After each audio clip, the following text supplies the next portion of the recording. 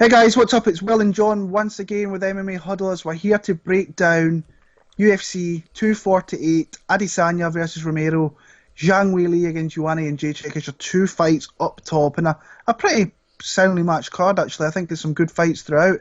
First of all, I apologise a little bit. I'm a little bit croaky, so just in case I'm sounding a little bit different and so on, just a little apology beforehand. If you're new to the channel, hit that subscribe button. Hit that like button, hit the bell button, get notified when our videos come up.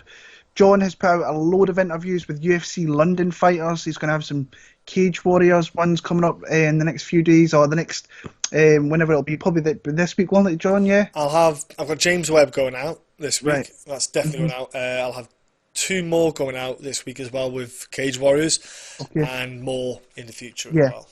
So we've got some ones, we've got Jack Shore, we've got Darren Stewart, Tom Aspinall, Lerone Murphy, Mike Grundy. So John's pretty much like more or less halfway through the card for UFC London for interviewing people. So go and check them out. But like I say, hit that subscribe button and come and join us on our journey here in the MMA Huddle. Coming off a pretty weird main event, you've had the flyweight championship on the line for one guy, other guy misses weight, so and then he goes out and wins. What did you think? I actually thought it was a really good card last week. I thoroughly enjoyed the card. There was a lot of good fights, a lot of good scraps. How did you see it? I was thinking a lot of good scraps. Yeah, that was the thing about it. Yeah, Grant Dawson. Oh, yeah. Talking a load of smack about the guy, and then the next day he doesn't get on the scales and makes weight. Yeah. Like, fair enough, he did win the fight, but come on, kid, need to sort that one out. Obviously, Cutelaba. Will not do that one again. But I do know what, I'm going to side with the referee. Really? I am. And I'll tell you, if you're going to be stood there pretending to be injured, but the referee, if you look from a referee's perspective, he doesn't know that he's not injured. He's wobbling. Does he want the guy to take more damage, stood up and collapse to the floor? Yeah. Not really, no. And so as a referee, you're acting on what you see. So I don't really... If you tell a referee beforehand, you say, look, ref, start this fight, I'm going to give you a quick heads up, I'm going to bait him in, and I'm going to be fucking faking. Just want to let you know. I think you could give him a bit of slack there, but he didn't, did he? He did it straight off the cuff. Like, when you watched it at home, did you think he was wobbling straight away? He's got clipped by that head kick or something? Or did you think he's faking it? I actually thought he was faking it when I was watching it. I thought, just my view on it, I thought the referee looked jumpy from the second. The guys when the Bruce Buffers and like they had that. I thought he looked jumpy from the get go. The referee and but like I say, if Cutelaba was going to play that up a little bit, then he's kind of asking for trouble, especially if he's spamming. Like if Ankalaev's spamming head kicks. Yeah.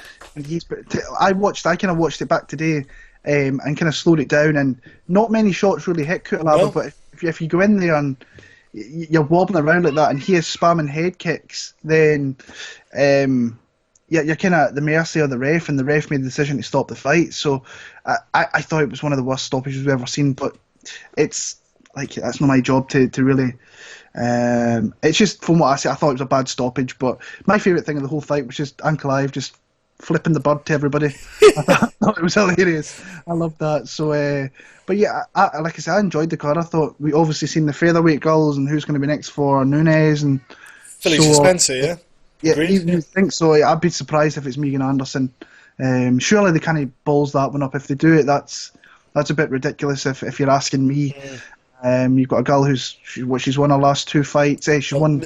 She beat Megan Anderson. Went the distance with Cyborg. Went the distance with Cyborg. Get me a list of all the girls that have done that. Yeah. So it should be Felicia Spencer, but we'll see. Maybe Amanda Fante's just a little. But what's your thoughts there, Will, on the featherweight division when you look at it like that? When you think Megan Anderson went and beat a debutante who's 4-0, who's a bantamweight, and potentially gets talked about getting a title shot. What value is there in that featherweight division? It's like I said, if I'm Megan Anderson and Felicia Spencer, I think Spencer could maybe make 135. But Anderson, honestly, you're not going to beat Amanda Nunes. No. So if you get your UFC shot, then fair enough. Maybe just go to the PFL. Yeah, I was thinking the same at 155. At 155 and give yourself an opportunity to fight for $1 million. Yeah. Maybe one day. So I don't know. there's nobody really coming in, and the people that are coming in, you've got Dumont, who's not a featherweight, and then She's you've got she'll go down at 135. Yeah, Zara Fairn, who you put on her back, she has no idea what to do. So it's tough. I like Spencer though. I think Spencer's a ballsy girl. I think she's very good at it, and she gets in there and she's she might give Amanda a round or two, but I think Megan Anderson would get taken out fairly quickly by by Nunes. So, but we'll see where that goes. But we're going to get into the card here and talk about some of these fights that we've got on hand here. I'm just going off what I see on Wikipedia here with the bout order. And we're starting off with a fight that kind of got put together a little bit. It's been a few kind of different alterations of the fight. Originally, it was Evloev against Andrade, and then Jamal Emmers came in against Evloev, and then Evloev was in a motorbike accident, it seems, and then Gia Chikadze was supposed to fight last week, and he's been pushed back a week here, so they've pretty much put this together. So Jamal Emmers against Gia Chikadze, who have you got? That motorbike accident, ooh, that skin looked cheeky. Yeah. Ooh. Red raw. Oh, red raw skin, yeah. If you've not seen it, Evloev's back and arm was just ripped up there. I don't know if he had levers on or not, but fair enough. That's a good. At least it's a legit pull out. Joel Evans. I like this kid. I think he's got a great kind of collection of skills on the feet and on the ground. He's good at slipping shots, and he's a bit of a smack talker as well when he's on the feet. You know, and it does work. You know, psychologically, it's a good thing to have in your arsenal because you can maybe try to get in a fight's head. How much Jigga can understand it in the language barrier. I don't know how fluent his English is, to be honest with you. I'm sure he's got a good grasp of English. I'm sure he can understand certain phrases that are being thrown his way during the fight, and also, you know, body language and just Emma's kind of mocking the striking might entice Giga to then for Emma's to get the takedown. That's the key in this fight. We know Giga's got probably the more polished striking with the kickboxing background that he has, which is fair enough. You know, kudos to him. He fought Brendan Davis, Brendan Davis has just got really one of the worst fight IQs you could ask for in the game. Like, he's always up for a scrap, always comes forward, and he's always aggressive in striking, and he throws great combinations, but he takes too many punches. And you're like, look, you do entertain, but you've also got to get the wins. And if you I thought in that fight when I watched it, I thought, Brendan, if you just step out a little bit, you would have got hit less and come off better. You would have probably walked away with that win. But obviously Brendan's been cut since then, and I'm sure he'll have a lot of entertaining fights on the regional scene. Jamal Emmers, though, I think on regional tape study that he's done and the fights that he's had, he's fought legit talent out there. Do you know what I mean? He's not fought bums. He's shown when he gets to the ground, he's got nice submission games, good ground control. He got solid little transitions as well that he does. And when he's going for the submissions, he's very nice and patient at setting them up. He doesn't rush it. He doesn't let the gaps expose to get the escapes. He had the back. I've seen him when he gets the back as well. If he's not working, he'll transition to somewhere else or keep the dominant position, where you see some guys, they get the back. Sometimes they slip away. They let the guy get out into half guard. He's very good at transitioning from maybe back to mount and puts difficult kind of pressure on guys. I'm going to go with Jamal Emmers here. I think that he can hold his own in striking. He's not the better striker, but he can certainly offer something up there and entice it for the takedown. I think on the grappling side of things, he'll be the stronger, better grappler. He showed in later rounds that he's got the takedown strength, like the strength and conditioning on him, is that which should get him the win here. I'm going to go like a 2-1 win maybe after he gets the timings and the movement of Giga in the first round. He can start to apply his game in the second and third. So I've got a decision for Emmers. Yeah, I think I'm gonna go Emmers as well. I've been thinking about this fight a little bit, and obviously when you look at Giga there, he is a striker, a pure striker, and it's someone that you really kind of have to really a pure striker. He's got a couple of submission wins in his record as well, but he's got some fairly decent striking, and that's where I think he has the advantage here. When I look at pretty boy Jamal Emmers, I think that he has got a humongous advantage on the ground. Yeah. But I'm a little bit worried that he might not use that advantage because in the past, you watch the Julian Rosa fight, he was a big favourite in that fight, and he went in there and he could have grappled that boy into oblivion. But that's the Dana White show as well. You have to entertain if you want to get a contract, and ultimately he ended up getting caught with a shot that put him down pretty much. But for me here, now he's got his UFC contract, I think he plays this one safe. You have to kind of assume that Giga is making strides at King's MMA.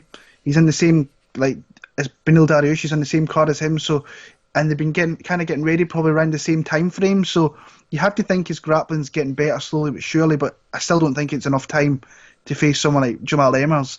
And he only fought, 5 weeks ago against Barboza? LFA, yeah, Barboza, I think, is a really good fighter as well, so that's a good... Yeah. Especially via submission against that young kid. Like I say, I'm kind of confident in Emmers, but I'm not confident because I think that if he uses his wrestling, he wins this fight pretty comfortably, in my opinion. But it's hard to really trust him doing that, considering in the past he's failed to do that as well. So, but I think he gets this one done here. I'm going to pick Jamal Emmers. I think he'll win a kind of hard 15-minute fight there, and win the fight through a decision. So, yeah, moving on. Dana Bakkeral against Guido Canetti. Especially in Guido's one side, he's a kind of older gentleman of the division, 40 years old, very, very aggressive fighter coming out of Argentina, and I think it was a 2-2 in the UFC, or 2-3 if I remember right, with his wins over guys who are no longer in their kind of organisation, and his losses aren't two really bad guys either. Kang, which he actually started off really well in, but I know he got stopped at the end of that first round, and then Marlon Vera, who he actually probably took the first round off of as well, but then got caught in a rear naked choke in the second round. So super, super aggressive. I worry about his gas tank a little bit. I think these two guys might kind of strike a little bit, but I think that Canetti will look to take the fight to the ground, because you've seen in the fight with Alateng that Bakkeral was pretty fluid on the feet and was actually kind of hitting him up a little bit. But then as soon as the fight hit the mat, that's where the kind of fight kind of really turned. It was a close fight, though, to be honest with you. It was a really, really close fight. But it's a tough one for me to pick. You've got Bakkeral coming out of Jackson Wink. You've got obviously Canetti coming out of Argentina, but it's been a Team Alpha Male, and he's been... the thing I kind of worry about with Bakkeral as well, like who is he really like training with? Because he's in the main Jackson's gym, and it seems like all the fighters there have went to this new Jackson's gym. So I don't know who he's training with and who he's sparring with. But when you know someone like Canetti who's going to Team Alpha Male, you've got guys in abundance there that are fighting. You've got Feely, you've got Emmett, Lance Palmer. Yeah, Lance Palmer. I think he goes between a couple of gyms now, but like you've got a lot of guys there that are getting ready for fights that good weight, probably stronger than what this Bakkeral is, better striker than what Bakkeral is. It's a hard fight to be kind of confident in either side, honestly. It's very kind of low level. So I'm going to go with Canetti. I think that he's got maybe more finishing prowess than what Bakkeral has. But I do kind of worry if this fight goes over a round and a half. It gets into the late part that maybe Bakkeral has a lot more in the tank then. But I think as a more dangerous finish, I think Canetti's got it. I'm actually going to pick Canetti via a submission. I think that he might catch Bakkeral with something. If not, it might be a very kind of scrappy decision. I feel just a little bit more confident in Canetti, but not by too much. Yeah, I thought the Alateng fight, he didn't fight his fight. He's got a great wrestling background. Yeah. A legitimate wrestling background, and he didn't use it. Yeah. You know, to what he should have. He should have been in the start of the fight. First round. You know, Dana was starting to get the shots. He was getting some good shots. Now, don't get me wrong, Alateng did land some good shots on him back. It wasn't all one-way traffic, but you could see that there was a disparity in the striking. And I thought it was just Alateng just waiting to bait that in for the takedown to start coming. He'd get the fight down, start clocking down the minutes on top control to get the rounds, etc. But he never really did it, so I was a little bit disappointed then. I kind of went, a bit worried about your fight IQ now. But with someone like Canetti, like you say, he's so aggressive. Yeah. And when he comes forward, he throws such kind of tenacious shots that he doesn't worry what's coming back, because he's just going to clash into you almost, so he engages the grappling. Not from I'm here to take you down only. I'm striking so much that when I get so close to you, the return shot isn't there for me to grapple with you. And I think Canetti, I think Dana's going to try and come on the outside, try and keep him at distance. Canetti will use those, like you say, the big kicks, the big spinning kicks and the big strikes, just to try and back up Dana to the cage. That's what they're great for. When you see a lot of fighters, when they throw big head kicks and they telegraph it, it's a bit obvious it's coming. The fighter will still move back because they have to move back. They have to respect their kicks coming anyway. And you see that once he's done that, the distance between him and the cage is closer. Obviously, you've got to take into account this is going to be the larger cage they're in, so it's not the smaller cage that they used to go in. I think 24 foot, isn't it, the general cage side, and then it's 32 for the championships round. I think I might be wrong, but I'm just thinking that's what it is. I think Canetti can get the grappling aspect on this one. I don't think Dana's got the kind of, like you say, the kind of level to grapple and to kind of stop the takedowns. The only worry is, well, not only is he a gas tank for Canetti, but he's not fought for how long again? It's just one of them ones where he doesn't have any much consistency. He's just happy that he's in the UFC at 40 years old as a bantamweight. I'll say that out loud. There's freaks in the fight game. Uriah Faber can get through on his name, but there's not many other guys that get into there. So I'm going to go with Canetti. I just think his aggression, because I thought Alateng didn't put in much pressure on to Dana. He didn't really push him, and you didn't see that much out of him. I think that Canetti can get the win on this. Well, I think he could get two rounds in him, of pressure and get the ground top control. I think the takedowns are there, and that's the key side of it. Top control, bit of ground and pound, and I think he'll win. So moving on, Emily Whitmire against Polyana Viana. I mean, this to me is like flip a coin and see where it lands and go with it. How do you see it going? Viana, is it still in the UFC? Like, how many times does she have to lose to get cut? But I think it's more of a reflection of the strawweight division and to an extent the women's divisions, where they are a little bit shallow. They need the numbers, and they also, for the girls in the weight classes, they need certain fights to help girls build them up. I think Emily Whitmire's got a bit more potential. I still have that faith in her. I still have that belief in her. She's a big girl for the weight class. She's a big girl anyway, as in height, reach, etc. I think Emily Whitmire here just has to get the fight to the ground and get on top of Polyana Viana. Now, I know Polyana has got the grappling aspect of the jiu-jitsu competitions, but if Veronica Macedo's going to submit her, so Emily's got a really heavy top game. She's got a really good, strong top game because of the size, and her ground and pound's good. When she gets mount, she's got nice ground and pound from there. I think Emily can win the fight I just see more improvements in Emily in the fight game. I think on the feet, she has the reach advantage anyway. I think Polyana's got to try and close that distance down. Polyana's got to fight for her life here as well. So there's something to take into account there, where there's more of a risk here for Polyana, and that's where she can maybe put herself into more precarious positions or be more at risk of a finish, because she's got to fight for that win. She can't afford to lose a fight, because there's no way she'll stay on the roster again. But I just don't know where Polyana is going to get the win. I just don't see where she's uber strong in the division, because when she's on a grappling aspect, I don't know. I don't see her getting Emily Whitmire down. And I do. I think Emily's starting to get used to her size and strength with the weight class, and I think she can just really outstrength her, and I think she can get on top and even finish Polyana with some ground and pound. I wouldn't be surprised. I think she's got a nice top game, especially from half guard. Emily's half guard's quite solid as well. I think she's quite decent there because she's got the length of her body to be able to sit in the half guard position, trapping the leg while attacking the upper body. So I'm going to go with Emily, mate. Yeah, initially I was on kind of Polyana for some reason. I thought that, and then, like I say, that's a big some reason because I don't understand.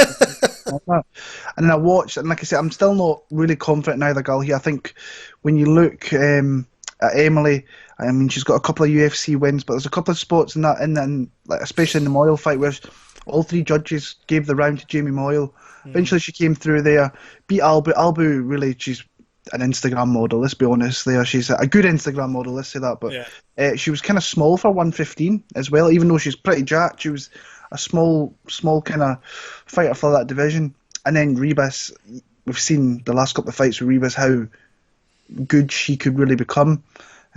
So when you kind of put Viana in, and she also lost to Gillian Robertson a couple of years back, but Robertson's went on to win fights, so she's kind of beat the people she has to beat and lost to the people that you kind of think she would lose to. So, but this is one of these fights here. I think this is one of the people you think she should beat.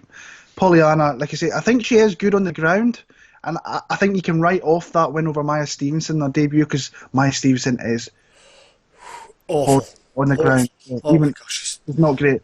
And then she's decided she wants to strike, and she's just not a really good, clean striker. And you've seen that before she went to the UFC. She knocked out a girl, I believe it was pretty much stone dead. I think she knocked her out pretty viciously, and she's a little bit too comfortable up there. But she's just not that good there. So she always gets outstruck pretty much. She can be kept at the end of a jab. She can get outworked a little bit. I think if she was to initiate a grappling kind of aspect to her game and just be a little bit more unpredictable, she might be a little bit just dangerous in fights. And then the Macedo one, like Macedo was on that thing in a flash.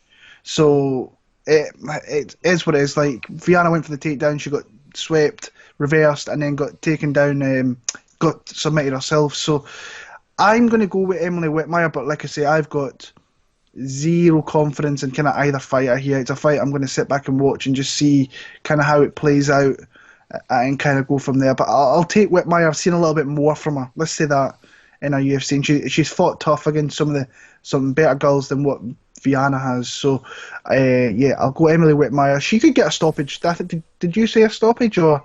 Yeah, I did. Yeah, TKO stoppage potentially. I think there is an opportunity for her to get that stoppage here, but I'll pick Whitmire regardless. Moving on to the prelims now, we've got Gerard Meerschaert against Deron Winn. Good fight, interesting fight. You've got Deron Winn, who's a wrestler by trade that really doesn't really want to wrestle, which is a little bit weird. You think he'd be one of these guys that would be spamming takedowns, trying to get them as much as he can, but I was a little bit kind of you can't take anything away from Darren Stewart in his last fight, by the way. He was like getting picked apart on the feet, but I was just surprised that when he got taken down, that he managed to kind of get back up. Yeah. That surprised me. That really surprised me, because I thought if Deron Winn gets him down, he's going to be so top heavy.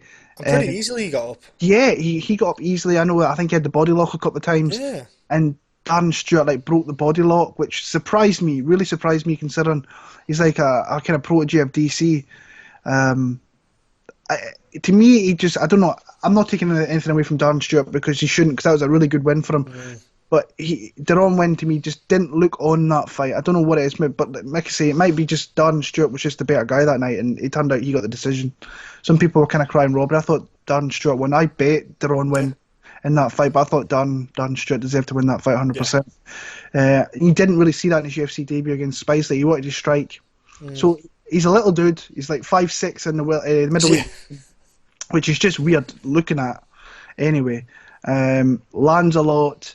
And he lands a lot of takedowns. So he's one of these guys that is really, as a kind of a fight fan, I kind of quite like guys like this, but it's kind of hard to really trust what his IQ is and what's going on with him. And because I thought he would have kept Darren Stewart down 100%. That's why I made my bet, and I thought once he gets Darren down, he keeps him down there. He can have some top time. Didn't really do that. So I'm a little bit surprised with that. Gerard Meerschaert, like I say, a big veteran of the sport. And super dangerous on the ground, where probably he wants to kind of keep the fight the majority of the time, because most of these wins I think are via submission, like 20 odd submissions. He's coming off a loss to Eric Anders, which I think that would have been a tough one for him to take. Submitted Trevin Giles before that. Kevin Holland fight, that's another fight where he probably feels like he won that fight as well. So he's a tough veteran. He's a tough guy in the bottom as well. If he can get into positions where he's got a body limb, you're in deep trouble with this guy, because he usually takes it home with him. On the feet, like I say, he's going to have... What's the reach advantage for this fight, actually? This is going to be... I'm not even looking. 7 or 8 inches, probably. No, 3 or 4 inches, probably. No, 7. I'll go 7 or 8. 7 inches out the southpaw stance. But, like I say, he has to be careful what he does there, because you'll have Deron Winn looking to come in and get takedowns, which Jeremy Meerschaert might actually want to kind of get the fight to the ground and maybe try and sweep and get back to his feet or whatever. Because, like I say, Deron Winn, he's probably... I'm interested to see Deron Winn this time around, because I was surprised with that fight with Darren Stewart, because I thought he would have kept him down. Someone like Meerschaert, if they get into kind of scrum positions, he might be able to reverse, sweep, whatever. And if he gets the opportunity to grab something off that little dude, then he might do it. Like I say, I'm going to pick Deron Winn, I just think he's going to accumulate kind of more purposeful moments kind of throughout the fight, but never write kind of Gerard Meerschaert off. But I'm going to pick Deron Winn for the win there. Another thing with Deron Winn was he came in overweight for the Drakkar fight as well. So somehow at 5'6", he misses 185 pounds. Cannot get my head around that. He's an absolute like fire hydrant. There's nothing to him. He's just like yeah.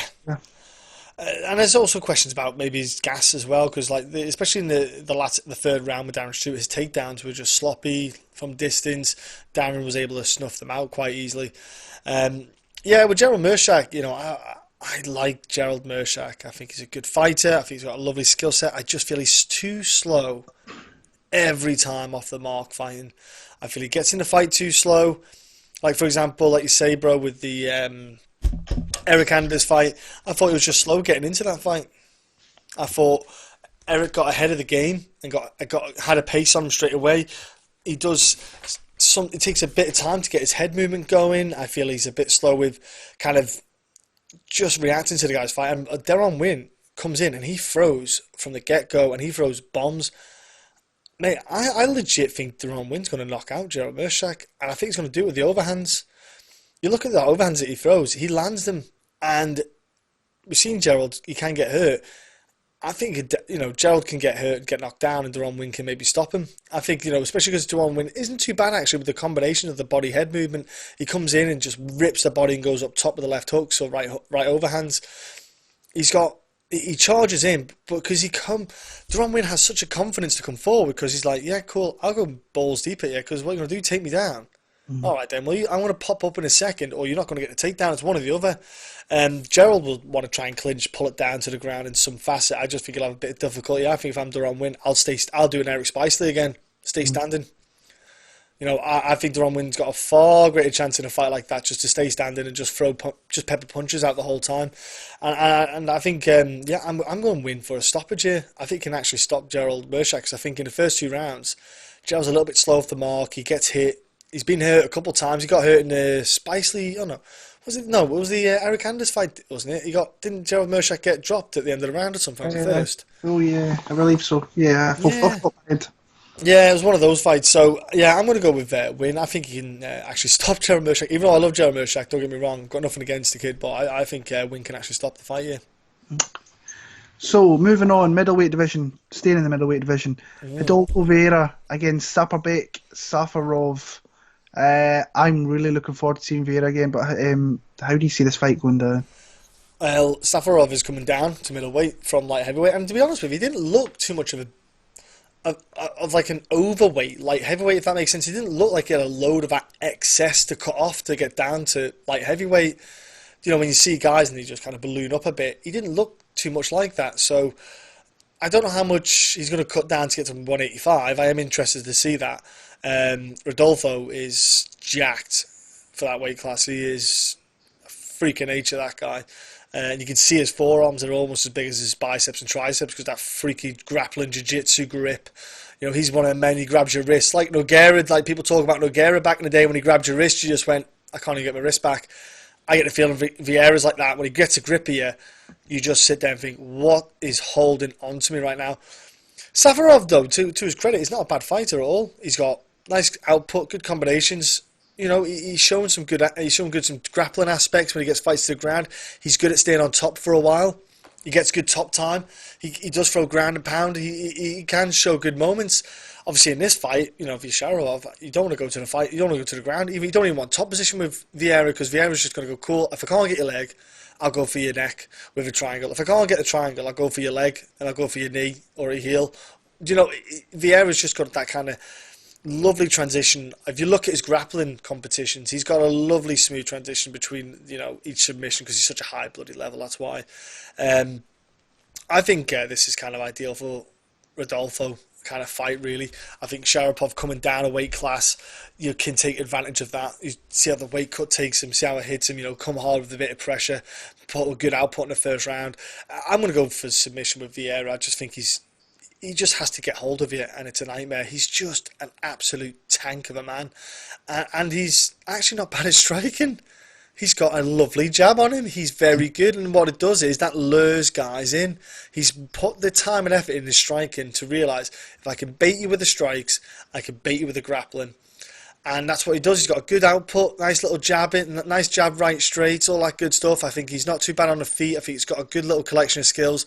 Just keep that high level grappling and you're laughing, and I think he'll get this win. I think Vieira's going to get a submission here, probably second or third round, because I think the weight cut will take a bit of a toll on Safarov. Yeah, I think Vieira had a bit of a rough kind of cut last time. I think it's a big cut for him to get down to like 185. There's nothing on him. You can see. Like he's one of these guys I've kind of got a close eye on for 2020, because everybody, if you look into his jiu-jitsu credentials, like there's probably nobody really. Well, there's a couple of guys with Maya and Burns and Jacare and stuff, but this guy's probably maybe a little bit above them. I think the medal haul, he's definitely got more competitions than him, hasn't he? Yeah. But like I say, this is what I want to see if he's going to make, because I've got a funny feeling that if he wants to take this fight to the ground, he could get it to the ground. But I was surprised in the Pihota fight that when he got the fight to the ground, Pihota got back to his feet a couple of times. And saying that, Pihota's a black belt, so again, if an MMA is a little bit kind of different and stuff, where you can maybe get back up off the cage or so ever. But if you're down there long enough with this guy, you're in deep shit. And I think this is where that I want to see the progression with his hands, because like you said, he's not a bad striker, but he can throw out a nice jab. But if he can get super confident with his hands and start throwing with some big power and start to lure guys into maybe wanting to clinch up and stuff, he can flop to his back, he can get takedowns through that. Safarov, to me, I think, like, I loved this fight with Volante because he came out, he was swinging bombs, he was taking a lot of hits. But to me, this is a fight to really show off Vieira here. If he gets this to the ground, I think he submits this guy. I also think he can knock him out. But I think Rodolfo would prefer to probably submit him. So I see this fight maybe in the first round, early second round, hitting that mat, him passing a few times, and then he'll find whatever submission he wants. So I've got Rodolfo Vieira to win that fight there via will I go submission? Yeah, I'll go submission, because I've been thinking kind of TKO. It was the same with Felicia Spencer last week. I thought she was better. She went and TKO'd her, so I've been thinking like that way. But I'll pick Vieira via stoppage in the first 6-7 minutes of that fight there. Lightweight, another guy who's coming in here, a little bit of hype coming out of Europe here, a little bit Cage Warriors. Obviously had a big win in Copenhagen. Mark Madsen against Austin Hubbard. I like the kind of matchup that what they put together, because I think Hubbard's a tough guy, like a really hard-nosed guy to face, and brings a fight to you. He's not one of these guys to kind of sit back. And then you've got Madsen, who's still like really young in his MMA career. I think he was a silver medalist in the Olympics. Silver medal in the Olympics, in Greco-Roman wrestling, especially for coming out of Denmark and so on. He's been fighting for 5-6 years, but he's really started to get into it probably in the last 2 years, where he's had probably 6 of his 9 fights in that span. Mostly in the Cage Warriors Academy, as they call it, and then they moved him up to Cage Warriors, and then he got that big kind of showcase fight on the big Cage Warriors card there, and then got the opportunity to come in Copenhagen for the UFC, and I think he had a opponent not tailor-made, but I don't think he was super tough. I think Hubbard is a lot tougher opponent than what Billy Ardo was, and he absolutely rinsed through him in a minute. But like I say, I think that Hubbard's going to bring a fight here. I'm not hugely confident. I can see this kind of going 2 ways. I can see it going a little bit where Madsen maybe ragdolls him a little bit, but Hubbard is always in the fight because he's just a hard guy to face. He's a tough guy to face. And then you've got the other spot there where Hubbard could just totally bring the fight out in Madsen, kind of like the Darby Ramos fight, because everybody in that fight, Ramos, once it hits the ground, he's going to absolutely rip him to bits. And it never turned out to be the case, because Hubbard never stopped when he was on his back. He just had a lot of kind of good awareness of where he was on the ground with a guy like with Ramos. He took some shots on the feet in that fight, but ultimately he is a very tough, hard-nosed fight. If you watch his fights outside the UFC, you kind of see all that. Comes from a really good camp. I think it's Factory X, isn't it, out of Colorado. So the guy's, like I say, he's a tough dude, but I'm thinking that this is one of Ali Abdelaziz's boys, so he's probably going to really try and build him off fights like these, like a guy like that there. Initially, I thought that Mark might kind of run through him a little bit, but I think this is going to be a tough fight across 15 minutes. I think Hubbard's a really tough guy to just face, but the aspect of wrestling that Mark brings here is huge. So I can also see him maybe rinse and repeat takedowns, landing some ground and pound, but I can see Hubbard just fighting because he's a scrappy dude. I'm going to pick Mark Madsen, but it would not surprise me if this fight gets close, if it goes into later rounds and maybe he starts to stuff some of these takedowns, but I feel more confident in picking Mark Madsen in this spot. Yeah, I like the knee. Hubbard fight, bro, what we did against Ramos was like throw those teep kicks, front kicks, just to kind of negate the takedown opportunities for Ramos, and it was just smart fighting. That's what you've got to do. You fake the knees, you fake the body shots. Even throw the body shots because you're showing that you're punching low, which makes the takedown offense a little bit reduced. If you're Hubbard, your game plan's simple. You keep the fight standing. You reduce your leg kicks. You pick your time when you throw the leg kicks. You only throw your leg kicks off a combination so that the guy's hands are up, they're blocking, they're not ready for the shot. You throw the leg kicks blind. If you throw the leg kicks blind without any kind of combinations, you're asking for Mark to shoot in and grab it and charge at you to take you down. Yeah, Mark's on the regional scene, like you said. Well, he got some time in the cage as well because he didn't go in there and starch everyone in first rounders. He got like a handful of decisions, which is great, really. Because he learns to pace himself with the wrestling. Because, like they say, a wrestling match is 7 minutes long. An MMA bout isn't. It's 15. So you're doubling. You're more than doubling what you kind of trained for. So he got to condition himself and learn what the pace would be. Because if he went in there and did all first round finishes, the issue he's got there is he fights someone like Hubbard, could easily take him to the third round. You then not knowing what your energy level and energy tank is like. Mark's got okay striking. He uses kind of combinations to come in close to get the strikes off so to initiate the grappling, which is standard, it's expected. Mark's not a tall guy in the lightweight division as well. He's not got this huge reach. He's got to use his fight in some way. The good thing with the wrestling is Mark's got nice footwork. He's quick. He's got a lovely little burst of speed. He's got that little pop off the mark. I think Austin is a very tough fighter. He's just gritty, like you say. Well, he'll fight for your money. Like on DraftKings, he's not going to probably be expensive, but he'll probably get you some points of what he can do on a fight. Yeah, I'm going to pick Mark as well, Will. I just think he can get the takedowns. He can get them, but he can get multiple takedowns if needed. He's got a good transition from single to double, etc. He's got a good relentless pressure. His top game's actually better than Deron Winn's, if I'm honest with you. He's got a better top game. And you look at the professionalism Mark Madsen has. He's a fantastic professional athlete. So yeah, I'm going to go with Mark as well. I think he can probably get the decision win against Hubbard because I think Hubbard's quite tough and he can grit it out. But yeah, I'll go Mark, yeah. Yeah, it's as well as like you said. You made a point there of him, like he never blitzed through a lot of his opponents, kind of on the regional scene. He went the full 15 minutes in some of those fights, and that's going to obviously play well into fighting in the kind of UFC 15-minute fights and so on. I just, like I said, I think Hubbard's a really tough guy, and like I said, I forgot to mention the Prepelec fight. He looked a lot better, got that kind of bounce back after the loss there. But yeah, the Sugar Show is back. Sean O'Malley, after a near 2-year layoff, I think it is, comes in here against Teco Jose Alberto Quinones.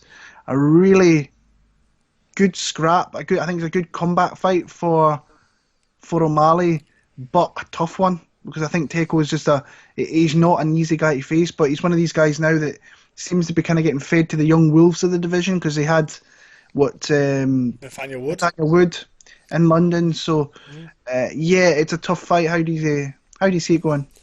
I like the matchup, yeah. I think it's a good matchup. They're both tall and long for that weight class as well. So they're not going to fight guys often like themselves.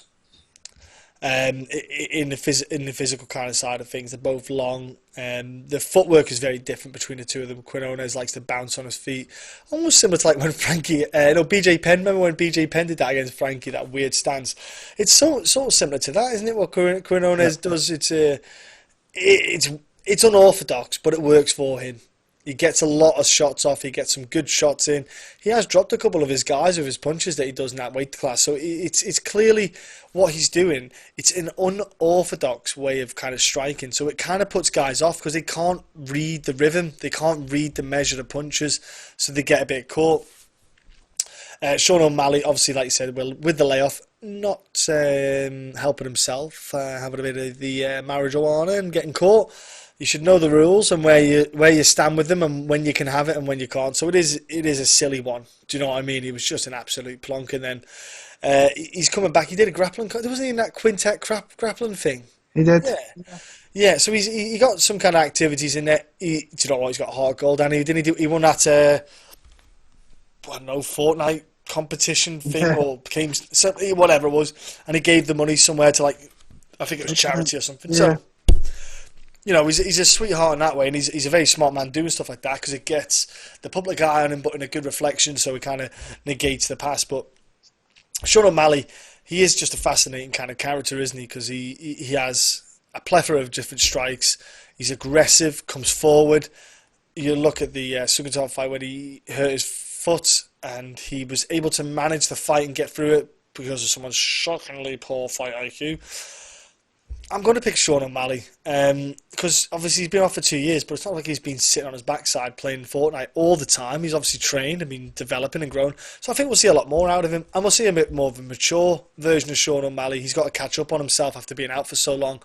I think he'll come out quite aggressive. I think he'll start to showboat a little bit in the sense of throw the strikes that Quinones doesn't like. I think one thing with Quinones is if you can time the leg kicks on him, it really can slow him down. It can knock the pace off him, put the pressure on Quinones. Don't let Quinones get that kind of space to move around. And I think Sean should be able to do that, keep him against the cage and just pick away at him. I actually think Sean O'Malley can stop the fight. I think he can stop Jose Quinones second, third round just with a kind of heavy onslaught. I think he can actually do it. I think Sean O'Malley's got the skill set and the power to do that. Mm. Yeah, I think it's a tough fight in the aspect of Quinones is not an easy guy to just kind of run through. No. But when you watch O'Malley, and I mean, he's won a couple of decisions he's won in the UFC terrain where, and obviously you had the Sukhamtath fight where he was absolutely launching the head off of Sukhamtath, but then obviously had the injury and really was kind of fortunate to come through that fight actually winning the fight, because if anybody with any kind of fight IQ in that situation would have gotten back to his feet and just rinsed him from there. But he's obviously been he's had 2 full years out of the cage, and a guy who's 24, 25, expect him to really make a big jump in kind of skills. I think so, at least. I like the fact they went and did some grappling. Submitted Takanori Gomi, which is always nice to see he did, and then nearly got your ankle taken off by Hector Lombard, but and then went to a draw with Gilbert Melendez. So he's been keeping busy. The guy's a sharpshooter with his striking. Like, if you give this guy an opportunity to really get off on his strikes, he lands at a high rate. He's a very kind of varied striker. Will throw kicks, super aggressive, quite long, quite quick. But Teko might like that kind of fight because he's a guy that also likes to really stand and kind of bang a little bit. But it's quite smart with the fact that when he gets the fights to the ground at kind of the right points. He did that in the Joaquin fight where he took a couple of occasions to really take the fight to the ground and really put an emphasis on winning those rounds.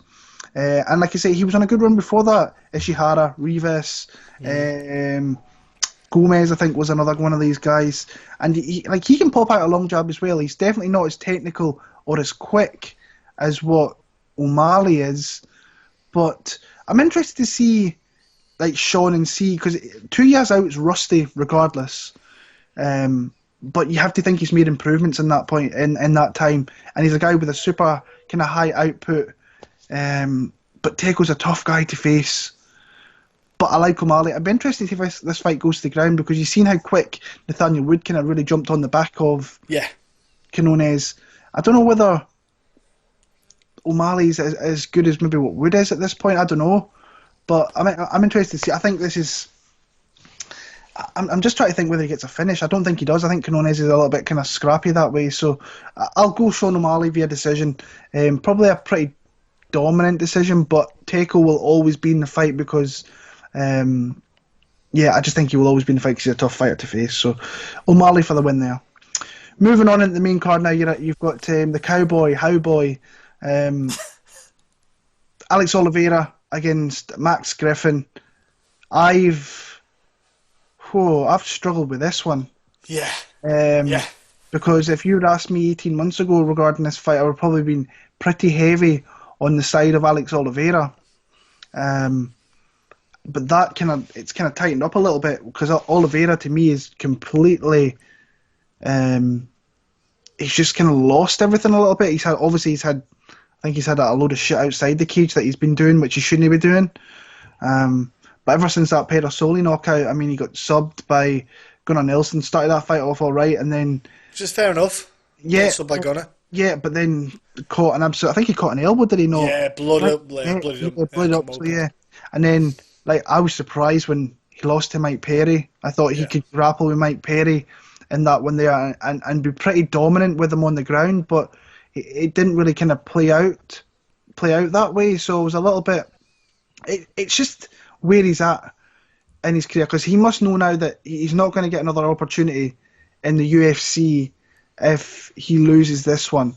And the Dalby fight, I thought that was close, a really close fight. He got some really nice takedowns in that one, but being in Copenhagen, everything that was landing for Dalby, they were making noise of it. I just don't know where Alex Oliveira kind of is, and that's because if he turns up here, I think he beats Max Griffin pretty handily, especially in the kind of grappling aspect side of things, because he is really awkward. He's long, he's very, very strong. Max Griffin's one of these guys that is super tough himself, really kind of hard-nosed fighter. In that Imadaev fight, I mean, the one you look through all of his fights, and the guy kind of gets gassy, gets very wobbly, but kind of keeps himself in the fight. He's not a guy that really gets stopped all too much. This to me has a really close split decision kind of written all over it. I think that stronger fighter is Oliveira. I think better striker Oliveira, probably a little bit better grappler, but I think maybe Max Griffin kind of puts it together really, really well. He's very consistent, and he's just a hard guy to kind of put away. He can time takedowns really well. He can throw a lot of output in the feet as well. Can take a shot well. Really, really, really close fight. I feel like I should take a shot at Max Griffin, but this to me seems like a fight that Alex Oliveira, and from what I've seen of Alex Oliveira through his kind of Instagram for the last 2 weeks, I can kind of follow him. He seems to be really kind of going for this back home, but in the gym all the time. But it's hard to be confident. I'm going to pick Alex Oliveira probably via submission. I think if he gets it to the ground and he gets the back, then he might submit someone like Max Griffin. But then you're going off, Max Griffin doesn't really get stopped all too much. So I'll pick Oliveira, not confident though. Yeah, I was a bit worried about the third round in the Dalby fight. He just looked defeated. Yeah, looked defeated, yeah. He's dropping his head. There was just no will in him to spur himself on. His corner was obviously trying to say whatever they could say to get him going and to make him say, look, just put it in it. He just looked spent. And it was weird because I was like, you look, not that you're tired. There's a difference between looking tired, which is, I understand if guys get tired, hard fighting. That was a hard fight. But he just looked deflated, defeated. He just went, nah. And you sit there and think, what's going on? Has he lost the passion? Has he lost the spark? Is he... And that is a worry, Will. I'm with you. You got to be concerned. Or was it just a case of maybe he just had an off night? He knew things weren't clicking for him. Things weren't working for him. He just was a bit frustrated. And that happens as well. Guys don't perform at the highest peak every time they turn up on a Saturday. Sometimes they're just deflated. They just can't get things going. It is a hard one. He got hit some good shots by Nicholas Dalby as well in that fight. Dalby hit him, cracked him. He did. And Max Griffin, yeah, just a rugged guy. He can take a hit. He gets wobbled. He's got good conditioning, so he stays okay with it. And then he's gassed. He's got good conditioning to a point, but he can gas a little bit and get a bit tired. And that's only because of he's a bit exuberant, and he's not smart with his energy efficiency. He uses a bit too much energy at the wrong time. I'm a bit stuck on it as well, bro. I was a bit torn because I thought Max could outlast Alex Oliveira. Just by sheer patience, let Alex Oliveira throw the big swings, go for the takedowns, try to defend them.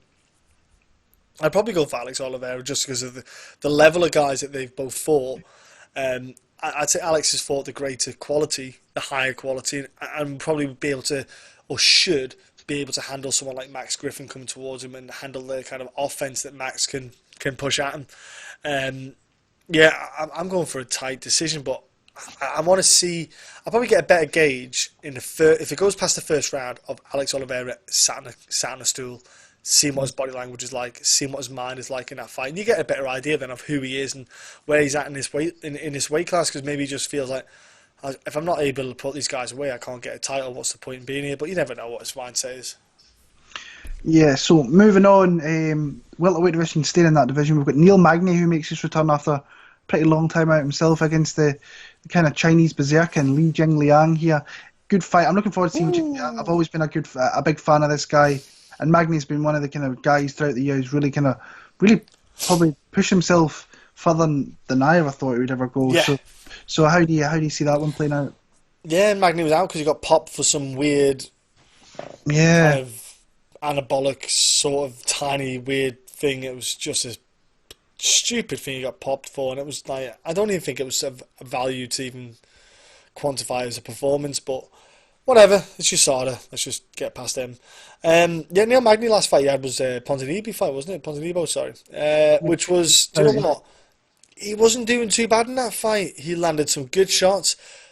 I didn't like his doper rope methodology, let's say. I thought, Neil, you're longer, you've got the bigger reach, you're just not using it. Why would you bother doing doper rope with a guy just like... And it looked like Ponzi was just teeing off on him and just waiting to land that big shot. And I thought Neil took me... He did get hit, he got punched in the eye. He didn't get eye poked in that first round. He did get punched, to be fair. And that obviously affected that first round bit for him. But overall, I thought, Neil, I didn't like that style of fight. I thought, why are you just standing there wanting to take a punch? They're 4-ounce gloves. They're not boxing gloves. They can get through those gaps a little bit better. Ponzi just did what he needed to do. Got cut as well. Got him hurt himself. You won't see the same kind of style of fight from Jingliang as, say, Ponzinibbio, but it's something you could take out of the leaf from Ponzi. You think, okay, cool. Neil's happy to go on the back foot. If I be on the front foot, put the pressure on him, get him up against the cage. What you're doing straight away there, if you're Jingliang, is you're stopping Neil Magny having that reach advantage. You're cutting off that footwork he has, that line kind of wide stance because he's so long. By getting him against the cage, you're kind of stopping it, which is a great kind of game plan for Ponzinibbio, if I'm honest with you, when you look at it from that perspective.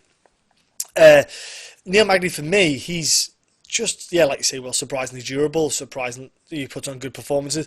I'm going Jingliang in this one. I think his performances, if you watch his progression, he's learning a lot more maturity in fights. He's picking the shots better.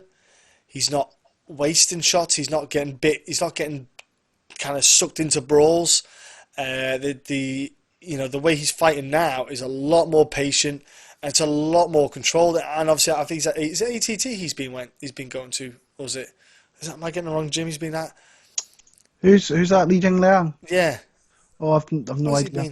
He's been training, but his style of fighting, it's come a long way since he first started. Because as you know, well, he's an entertaining guy, but he would just stand there and happily just swing. But he's got such a nice pop in his hand. He knows he's got the power there now. He just now places it a lot better. His last fight as well, DeSantos, it was a beautiful fight, beautiful kind of control, beautiful performance. I'm going with him on this one. I think he can just slowly pick Magny apart. I think he'll just be able to strike, pop that straight down the middle and land on Magny. And you can see that Magny sometimes does break with hits. He gets hit and he sometimes drops. Like that Ponzi knockout was, that face plant was pretty rough. And again, like you said, well, a bit of a timeout, bit of rustiness. I've got to go Jingliang here. I think he should absolutely take this fight all day. Like I say, I love Jingliang. I really do. I think he's been one of my favourite guys for a long time. And I know I've picked against him in some spots, but that's just what sometimes that you see things. You're not going to get everything right, making predictions and so on. But to me, his last fight, I thought he jumped another level. Yeah. in my opinion. I thought he looked fantastic. I thought he really kind of kept his emotions kind of in check a little bit until obviously he won via knockout. But I thought he fought a really good technical fight, landed some big shots in Elizu, got some shots landed in himself. But he's on a really nice run. He's fought, like, the ones before, Zavadas came out and got himself a nice win in the UFC. That was one there where he really kind of ripped him up a little bit, kind of take him out with a kick. I think that was another third round. So this guy doesn't stop as the fight goes on. He's a really tough guy to really kind of stop coming forward. Can be a little dirty at times. You've seen the Jake Matthews fight where he kind of went a little bit dirty. And his aggressiveness sometimes is a little bit of a worrying thing to me, where that if he gets too aggressive, he might get taken down. And Magny, it's something over the years that he's kind of got better with his ground game a little bit. He can tie you up a little bit. He's very long down there. But I'm just struggling seeing Magny keeping this guy at bay. And he could do that because he's got a reach advantage, obviously a pretty big reach advantage. But I struggle to see Jingliang losing this one. I really do. I think that's I'm going to go Jingliang. I think Magny been out a little bit. Jingliang can hit. I just think his pace might be, I don't know. I've just got Jingliang in this one. I think that he's got enough in him to kind of beat Magny. Magny coming back after the kind of USADA thing and so on. When was this the last fight actually? It was Ponzinibbio, wasn't it? Yeah. Yeah, it's Ponzinibbio, yeah. For some reason I thought... Like 18? Like late 18 or something? Yeah. So he's only been out like, what 18 months or so. And I keep thinking it was the Craig White was the last one in Liverpool there. He might play a kind of takedown, kind of heavy game here, because that's what Jake Matthews did when he beat him, took him down. And he did that with Carlos Condit there. Carlos Condit really doesn't stop takedowns all that well. So he might use the aggression of Jingliang and maybe get some really good reactionary takedowns. But I'll go Jingliang. I think he might knock him out. I'll go TKO for the Leech in that one there. On to the lightweight division. We've got Beneil Dariush against Drakkar Klose. This is a really good fight. Like, it's Drakkar Klose has been making the big jumps to kind of get himself into fighting guys like Beneil Dariush. Beat Lando Venato very convincingly. Beat Bobby Green pretty convincingly. Beat Hiagos a little bit convincingly, even though it was a little bit of a tough fight in spots. But now he's got Dariush here, who I still think is very, very underrated and very, very tough. And people have been writing him off. I know he's got chin problems and maybe durability problems a little bit, but he is a smart fighter where he's taking the fight to where he is probably kind of most dominant, and that's on the ground. And you've seen that. You've seen Drew Dober was landing on him. Camacho was trying. He landed on him. That's the thing, mate. When you said about the chin thing, I went, people need to watch that fight again, because Drew Dober landed flush. And Beneil went, yep, still here. And I was like, woo. Yeah, but like I said, he can't keep this. Like, I think he's got a big advantage on the ground here. I do. I think if he gets this to the ground, I think he could keep Drakkar Klose from getting back to his feet for large parts of the round, and that's where I think he could win rounds. But also, his jiu-jitsu is really good. Like, he's very technical with his jiu-jitsu, and that's when I look at Drakkar Klose, I'm thinking, right, what advantages has he got? He comes from a wrestling background, but I think Dariush is decent in that spot as well. I think he's got a good get-up game. Has close. I don't think he's overly dangerous on the feet. I think when you've seen the people knocking out Dariush, I mean, Barboza caught him with a flying knee. He probably actually won that first round against Barboza. But then came out Hernandez, he just got blitzed. And that happens sometimes. And I think he's taken these fights, his last 3 fights, to really maybe start to get his confidence back a little bit. But he's a dangerous guy with kicks himself. To me, I like this spot. I've been betting the last 3 fights of Beneil Dariush. I've bet him the last 3 fights, won the last 3 fights. A lot of people have been going against him with the chin problems and so on. But he's a smart fighter, and if he can get the fight to the ground, he's a really tough guy to face on the mats. And I don't think Drakkar Klose has any big weapons or big power that can maybe really stop that. But I am a little bit worried that, like, he was pretty dominant against Evan Dunham, then started to fade, and Evan Dunham came into that fight. And this is maybe Klose has kind of got a little bit of a dog in him that he makes us close. I see takedowns on the mat. I think he gets them down there. I think he can control them for parts of the fight. I think Klose will always be in the fight. But for me, I've just got Beneil Dariush doing enough. But I'm actually going to pick Beneil via submission because I do think his ground game is really legit. And if he can get that one spot down there, then I think he could win via submission. So I'll go Beneil Dariush, maybe a kind of late second round sub. I love the submission Dariush got against Drew Dober. Looked like he was setting up the armbar. You watch it, he's slipping in that triangle choke, and it didn't even register the Drew. Drew was all about the arm, disguised that submission, popped in the triangle, turned it over. It was absolutely exquisite, and Drew was trying to get out, couldn't get out. It was too late because either the choke was going to get him on the arm. So he had a double barrel fight there, because if you can fight the arm, you've only got one thing to worry about. When you're trying to fight a choke and an arm, you're giving up one or the other. And I thought that was superb. Like I said, the chin on Beneil was kind of regained back in that fight, because Drew Dober cracks people and he hits hard and he hurts people, and Beneil took it really well. Obviously that's a credit to his conditioning. The other worry is you think, oh, I don't want you taking shots like that in the first place. Beneil's got good striking with, Javier Godero, who has worked with him for a while, and you've seen the development. Dariush's striking, it has come on leaps and bounds. He did, he did fall for his striking a little bit, and guys do when they start landing a bit more success. He started to get a bit more confident, but Beneil needs to just stick to his bread and butter, use the striking, draw in Klose, who does come in and charge down for grappling. He does charge in to close the distance. You know, my thing about Klose was, like I said before, the power factor. I've never seen him hit guys to make them worry. He's more of a high volume. Like, look at the was it Diakaze fight? I think it was. It was just relentless, just high number volume of striking, and then the grapple, and it was just rinse, and it works really well. But the problem with the Beneil is you can't do the striking to grapple to get to the ground, because you're gonna just go on the ground, and Beneil's like, "Yep, that's all good with me. I don't care if I'm on my back or I'm on your back. Either way, I've got the weapons in the arsenal here." I think Klose has absolutely got the endurance to go 3 rounds. He's showing that. He's got good endurance. It's a big step up facing someone like Beneil, I think, in the lightweight division from your previous opponents. I'm going to go with Beneil Dariush. I just think striking-wise, I don't see a great goal for difference. I think the wrestling is the biggest goal for you. I think Klose has got a far better wrestling than Beneil, but when it comes to grappling and submissions, that goes to Beneil.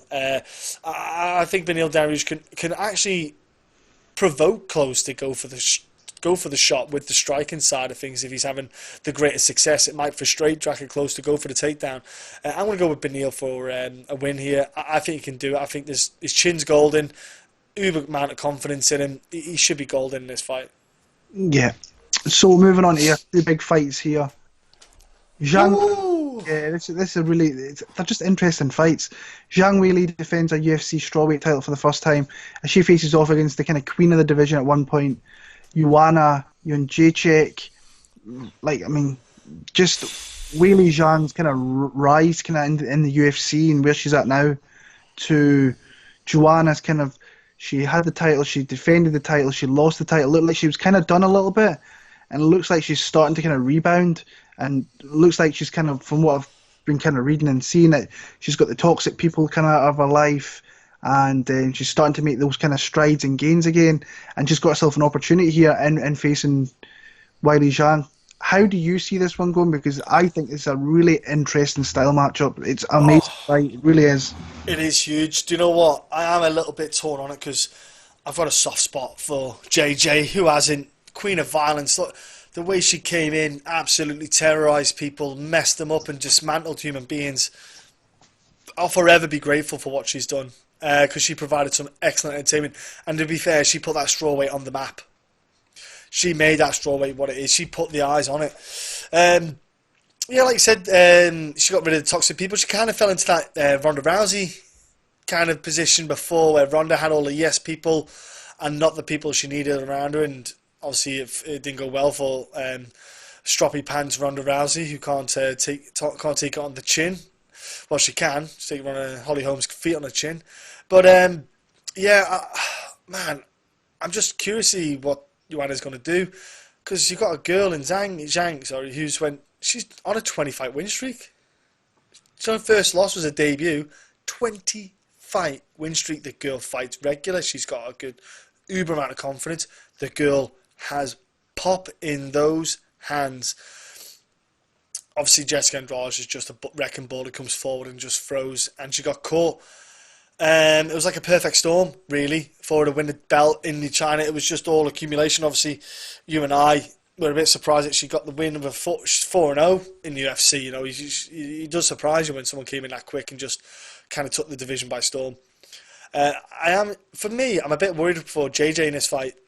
My only concern is JJ likes to throw the leg kicks in the fight over 5 rounds. It's a great thing to do. Pop the leg kicks in combinations, slows your opponent down on the feet. Zhang likes to stand, so she's quite fluid on her feet, nice little bit of footwork, spring and a step. But what she does have, she's got a great counter punch. You know, she'll throw the counter. So my worry is JJ's going to come with a 1-2 and then leg kick, and Zhang's just going to be there for that counter right and just pop it onto Joanna when she's on one foot. That's something that's played on my mind a little bit. It's something I keep seeing when I kind of role play the fight in my head, because it will have played a factor on Joanna. The loss to Rose and got dropped. She got hurt. We all knew the 115 drop was a bit of a heavy drop for her. She's fighting another heavy puncher here. Joanna's got a great output. I think she's got a greater output than Zhang. That's one of the big factors here. Joanna could outpoint this girl. She could do the smart thing and just like she did with was it Jessica? Yeah, just like outpoint her, just get the punches, get the shots in, get out, and just footwork land. And because she's at ATT, they're going to have a ridiculous game plan in place. They are absolutely killing it at the moment. Mike Brown is superb with the game plans. The calf kicks. Joanna, if she just put that calf kick implemented, she'd be superb. I think she'd wreck girls even quicker than she does. I'd love to see her throw that a bit more often. I'm going to go with and still, though. I think the counter strikes will start to take a toll on Joanna. I think Joanna's got nice boxing, nice straights, but I think Zhang can just absolutely crack on Joanna with the counter strikes, with the leg kicks. And she shows no fear. Weili Zhang, there's fuck all fear in her. And that's one thing Joanna's going to have to stand up against. Obviously, you've got to remember who posted on her Instagram about that virus and who's taking offence to it. Now, don't get me wrong, it was a bloody funny post, alright? I like a bit of humour. It was a good post by Joanna. But then you got a little fire up there in Weili Zhang as well. So that's something you've got to take into account. She'll want to get a bit of revenge on it. She could potentially take Joanna down and get on top of her as well and throw ground and pound. I want to say, and still, I just think the counter strikes, the heavy counter strikes, can take a toll. And I think just and Zhang's not going to stand back. She'll put pressure back onto Joanna. So I'm looking forward to a great fight, to be honest with you. I think I'm going to go with like a 5-round decision, but I think Joanna's going to be wearing it on her face. I'll go and still. Yeah, it's hard. I love the fight. I really do love the fight. I think it's weird to say this about a UFC champion, but there's still some unknowns with Weili Zhang, big time.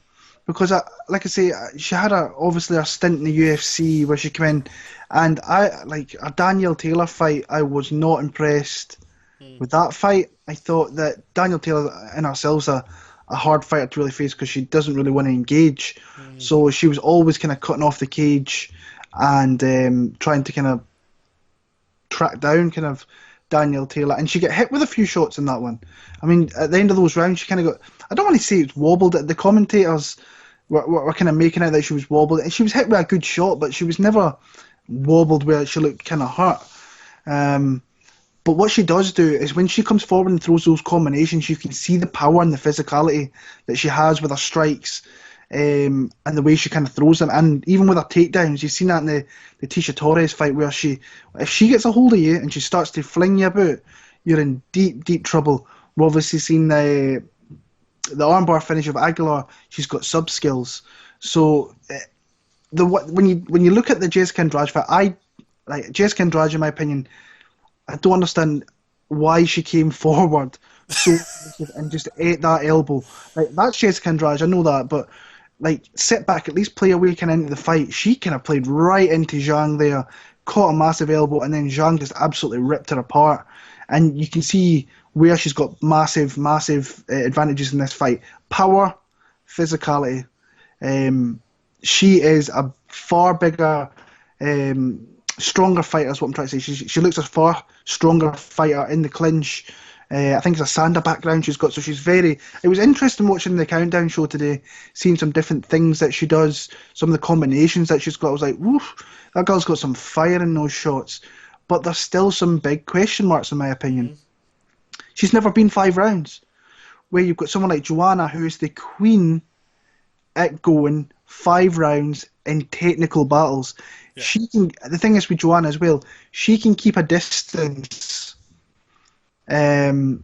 she can keep this fight at a distance and pop from a distance. She can do that for the whole 25 minutes, and she can kind of win rounds by kind of keeping it distance and using kicks and so on. Just don't get caught and don't try and clinch up, because I can see Zhang kind of wanting to use a kind of clinch, grapple, kind of heavy kind of game plan in this one here. But I think Joanna, like, she can go for 25 minutes solid, and she has more... what's the word you used earlier on? More efficient with her energy. Yeah. That's what I say. I think she can do that. She can kind of mix up a little bit more. And there is points in some of the fights you've seen that have went the 15 minutes, which has kind of looked a little bit gassy. Not gassy, but tired. You're fighting a 15-minute fight. It's going to happen. But now you've got another 2 rounds. And this girl's had a pretty shitty camp because she's had to move around everywhere. Yeah. In China, this coronavirus... bollocks kicking around, hadn't to go to Thailand. It's went over there supposedly, went to Abu Dhabi, and she's had to come over to Vegas. She's finally kind of got herself over there. It's pretty obvious what she wants to do here. She wants to get in close and throw heavy, and she can absolutely knock out Joanna in that spot. If this fight stays at range, I think Joanna picks her apart. Because when she does come forward with those strikes, she is open to shots, and Joanna is... really good at counter striking and moving off to the sides and just not even hitting you with big shots, like little leg kicks, just keeping the output going. So if Zhang has, if it stays at range, then she has to hurt her, rock her, to really maybe get into parts of that fight. Because if Joanna really establishes at a distance, I think she picks Weili Zhang apart. But then I've got this other side of me thinking, I can actually see Weili Zhang come out here and absolutely destroying Joanna. But the side of me is actually playing more on Joanna winning over 25 minutes. I think there's going to be spots where it's going to be a little bit sketchy. She's going to take some shots, but I've got Joanna and Jedrzejczyk to win this fight via a 25-minute decision. I think she can establish distance and just kind of win the fight through that. Like, I always think with this Jessica Andrade, it was one of my picks that I made last year that kind of sits with me. Like, she played right into Weili Zhang's plan there. Yeah, sit back a little bit. Where Joanna, you know she's going to be tactical with it. She's going to sit back and she's going to pick her shots. If she can get through the middle part of this fight and she's won a round, it's 1-1 going to 3, I'm more confident that she's going to go on and win the fight through that. But it's been what I liked about the Countdown show. We've seen more of Weili Zhang. I think she's going to be a star. I think she's going to win the belt again. She's going to really kind of be very dominant in division, whatever division she goes to. But I think she's actually smaller than Joanna as well, which is interesting. So I'm going to take the shot on Joanna to win the belt. This is her last opportunity. She probably knows that. But like, it's an interesting fight to me because it's hard. It's hard pick, honestly. I've had really hard watching the tape. I'm just torn. She's a tank. She's an absolute tank. She's a destroyer as well. So, like I say, an anomaly. Even though she's got 20 odd fights, she's still an anomaly. Yeah. In this level. And that's part of the mystique I liked about her. Yeah. Yeah, I'm picking Joanna via decision in that one there, but great fight. Really looking forward to it. And then you've got Israel Adesanya. Romero in the main event there. Is it me to go in this one? I think it is, isn't it? It is you, bro, yeah. I mean, holy shit, what a fight. I mean, what a fight. 2 guys, like, I'll be honest, I wasn't in the Adesanya hype train initially when he first came in. I thought he's got an undefeated record, fought some decent guys. Interested to see what they're going to do, how they're going to build him. Shit, it's skyrocketed for that guy. I mean, and his confidence is unreal. Like, you have fighters like, you had Conor like that. They were bulletproof. Yeah. They seen what was coming. They knew they were going to win. they got the hard fights. I mean, your Aldo, your Pori, they knew they were going to do things. And when you go back and watch what Adesanya said about Whittaker and how he was going to dismantle him, Brad Tavares even, I picked Brad Tavares in that fight, thinking that was a massive step up, and Adesanya completely controlled him. And then you've got Adesanya doing what he did to Robert Whittaker. He looked amazing in that fight, like from the absolute get-go, kept long, he feints off to the side. Any time that Whittaker came forward and he was lunging forward, he was picking him apart. And then you seen at the end of that first round, he caught him when Whittaker was lunging, caught him with a right hand. Then obviously he went the second round and he caught him clean with the left hand. So this guy's dangerous with everything that he throws, and he picks his shots so well, super accurate. The fight I always think of when I speak about the accuracy of Adesanya is the Brunson fight. Once he started to pick him off, everything he threw landed on that guy, and he could see what he was going to do, and Brunson had no idea how to defend anything that Adesanya was throwing. And then you always look at the heart that Adesanya's got, because this kid's got like heart for days. You've seen that in the Gastelum fight. I think he says fifth round. Yeah, that fifth round, he says to him, "You're going to have to kill me if you want to beat me." Like, that's bulletproof, a bulletproof mindset there. And he went out there in that fifth round, asserted his dominance, put down Gastelum, who's a hard guy to put down, hard chin, won that fight. But right now, he is in his pomp. And when I seen this fight get made, I was like, holy shit. Because, like, Romero, doesn't matter who faces that guy, he is someone is dangerous at every second of that fight. And you might think he's gassed or whatever. And like, I'll personally say this, I don't think he makes weight for this fight, but I guarantee that Adesanya takes this fight with him. I 100% think he will take this fight. I've just got a funny feeling Romero's going to miss weight again. Hopefully he doesn't. Hopefully we've got a title fight on the line. But who's calling out Yoel Romero wanting to fight that guy? He could have took the easier title defense here. He probably had Paulo Costa. He's out injured, but he could have probably got someone else, maybe a Cannonier or someone like that, who's, you'd say is an easier fight, even though it's a tough fight itself. But Romero is just, oh my god, I love watching that guy's fights, but he frustrates me as well, because if he was a little bit more dominant, he would have probably beat Whittaker a couple of times. He would have beat Costa. He fights close, and I can see this fight being a little bit these two playing with one another and doing stupid shit in the cage. But Israel Adesanya, I think, will have parts where he will pick apart Yoel Romero. I think his striking's unreal. I think his angles and his footwork and he spins off some of his strikes is unreal. But then I've always been crying for Yoel Romero to use a grappling kind of base, because he's obviously a wrestler. This might be the fight to do it. And you could probably see him getting Adesanya down. But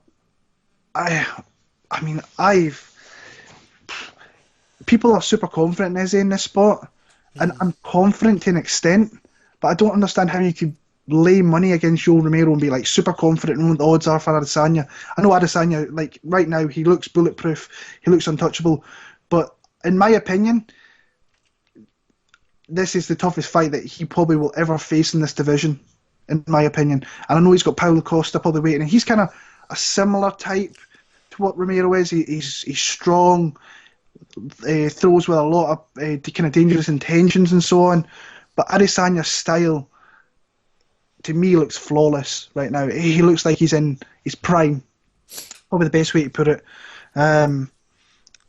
And being 6 foot with a massive reach advantage, height advantage, you name it, I think this is the fight where we see old Romero kind of getting picked apart a little bit. Could he finish him? Absolutely. I think that Izzy absolutely lays down the marker here. I think he does stop Yoel Romero, which not many people, I don't think, has anybody ever stopped him? I don't think they have. Nope. So, but Romero is going to give him opportunities here, because Romero throws so much into his shots that he takes breaks and fights. And in those breaks, I think that Izzy is going to pick him apart with numerous strikes. And like I say, with his accuracy, he doesn't miss too much. Just be careful you don't get caught with a kind of big shot coming over the top. But for me, I've got Israel Adesanya. I've got him via knockout. I think the damage that he'll put on Romero in parts of this fight, when he's kind of recharging the batteries a little bit, then he could take him out. So I'm going to take Israel Adesanya via a TKO in the kind of middle part, third, fourth round of this fight here. But do not lay your laurels down with this guy, because at any time he could knock you out. So great fight, looking forward to it. I'm going to take the last stylebender for the win via TKO. Will, I love you, Will. I love you. I absolutely love Romero, by the way. I love the guy, I really do. I love him too, and Gay Jesus loves Romero. Yeah. Yeah, he's a character in his own right, isn't he? He's fantastic. He's got this kind of aura about him, and do you know what? He is a specimen. You know, he is a freak athlete. Love watching him fight. Look at that Luke Rockhold knockout. Absolutely sent Luke Rockhold's soul into another universe that doesn't exist yet. Absolutely. Oh, that uppercut when he was on the ground.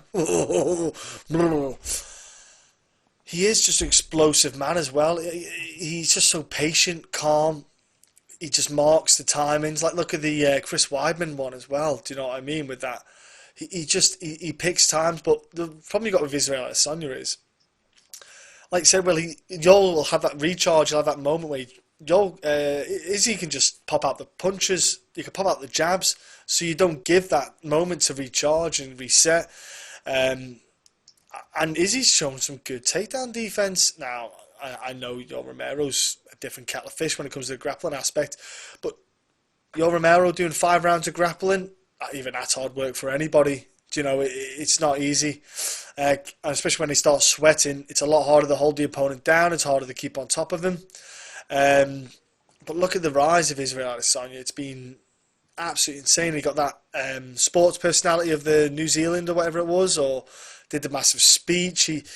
He's right now, like you said, he's like the Conor McGregor moment.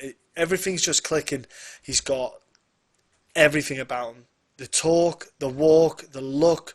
He's got the TV outside of MMA. He's getting people from outside of MMA in. He's got Africa, New Zealand. He's got all those kind of areas coming at him. He's gold dust right now. He's absolutely gold dust. The Robert Whittaker fight, my only kind of worry with that was when you watch, it was a weird game plan from Robert Whittaker, thinking if I just lunge forward, I'll land on him. God knows where he got that idea from. I would have expected to see Robert Whittaker use more kicks in that fight, if I'm honest with you. I thought he could have used the kicking game a bit better to set up the punches, but he didn't. But the way he lunged in, he's just got to be a bit careful, because he did use that footwork to step out the way and lean back. He did, Robert did land a couple of times on him. Yoel Romero, I think Yoel Romero's probably quicker than Robert Whittaker with that burst coming forward, even though he's bloody 42. I still think he's quicker, and I think he's got a hell of a lot of pop in his hands. Yoel Romero can cause a bit of problems. So I like to see Izzy just be a bit more cautious on that. Maybe cut the angles more than just coming back and leaning back more. But that's the thing. Well, you said the angles and the counters. He'll already have watched, and the team will have already watched what Yoel Romero's kind of go-to punches are, the go-to setups, and they'll have counters that they'll have drilled. And Israel Adesanya's got a great mindset of changing in the fight. He changes his game plan. He reads moves. He has tell signs of fighters. You know, the best way to beat Izzy, if you're going, well, no one's beating, but is you got to fight close. You got to get close. Izzy knows that, and he's great at getting away from fighters and keeping distance. And I'm going with Israel Adesanya, bro. I think he can definitely get the 5 rounds in. He's just got to be cautious. Doesn't rush in against Yoel Romero, and just picks away at him, mate. That's all you got to do. Just take him apart. And I think it's Anne still again. I don't think the titles change hands this week. I think Izzy stays champ, and so does Zhang. Like I say, I'm really, really looking forward to that fight. But yeah, so that's predictions there for UFC 248, Adesanya versus Romero. Onto the kind of betting side of things now. Tough card for me for betting. Just looking at it, everything's kind of tough for me betting wise at the minute. John actually probably won more than I did last week. So yeah, I'm struggling with some of my reads at the minute. I had Gabriel Silva, I had Tom Breeze, and the guys kind of not get dominated. Tom Breeze kind of got dominated a little bit, but yeah, I had Sean Brady. Yeah. This week, it's a tough card. Like I said, I think I'm picking a few dogs. It's hard to decipher like underdogs that I really like. Obviously, if I'm picking Joanna and Jedrzejczyk plus 160, really screams out. That's not a bad number, that. Yeah, it's good. So there's probably a good chance. Like I say, I'm one of these people that say if I bet an underdog, I should really bet. Pick an underdog, I should bet them. Yeah. And plus 160, there's some value there. But it could also be where Zhang Weili comes out here and absolutely blitzes her. It wouldn't surprise me. What's his face? What's Winn? Winn is minus 145. What's Meerschaert then? Plus 125. So he's underdog in that. Oh, I thought. All right. Guido Canetti's an underdog, but I don't feel super confident betting that guy. Emily Whitmire, Polyana's I pick him. I don't want anything to do with that fight, honestly. What's Klose and Dariush? So Klose is plus 150. Dariush is minus 170. So I would like, if I could get something maybe below minus 150. Yeah. Or like 150. I think he might be that in the UK. I might end up betting if I can get maybe a minus 150. I should maybe look at that quite quick. But and what about Jingliang and Magny as well, bro? So Lee is minus 165. Magny's plus 145. That's not bad. 165. Yeah, it's not bad at all. I thought that would be plus 200 if I'm honest. Yeah, it should maybe be a little bit higher, but close fights this week. I mean, Mali minus 380. I personally think that Takeko at plus 315, there's a little bit of value in that. Yeah. I think that line's too high in my opinion. But yeah, like I say, it's a tough one for me to really pick anything out. I've got no bets. There's nothing outside of Joanna that really kind of jumps off to me straight away. I'm actually other cards. I made a bet for Bellator next week with Emmanuel Sanchez. I got him as an underdog, and I'm actually looking at putting a bet out tonight for London. Yeah, me too. The lines are kind of changing pretty drastically over there between America and the UK, so I need to get on to that very, very quickly as well.